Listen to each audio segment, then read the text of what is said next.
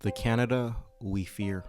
The Canada we fear is a Canada where young Canadians become increasingly frustrated at their inability to enjoy a lifestyle that they themselves grew up with, despite the fact that in their view, they work just as hard as their parents.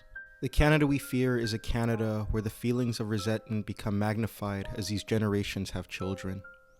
The only thing worse than not being able to enjoy a standard of living that you feel entitled to is not being able to provide that standard of living to a child.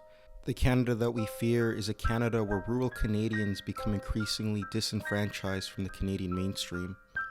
The lifestyle that they chose will become more difficult, and they will have an increasing resentment towards urban Canadians.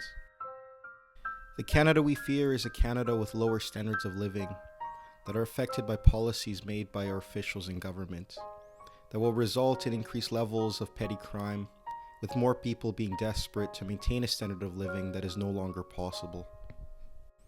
The Canada we fear is a Canada where crime runs rampant, a lower standard of living that increases petty crime, theft, violations of private property, and feelings of insecurity, coupled with a justice system that seems to let offenders off easy and early, and a state that feels increasingly frustrated because they're incapable of protecting their own property and their families. The Canada we fear is a Canada with low wages, high unemployment, a Canada where many are struggling to live day to day, with only a few having good jobs and then becoming increasingly desperate to keep them.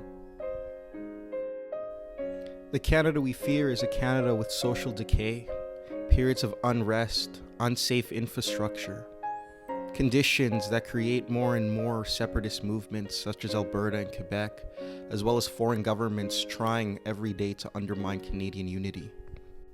The Canada we fear is a Canada that is unrecognizable, a Canada that is no longer united, a Canada that is desperate, a Canada that is weak, and a Canada that is unable to protect itself.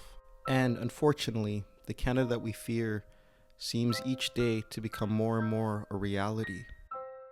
Will we abandon Canada to fate?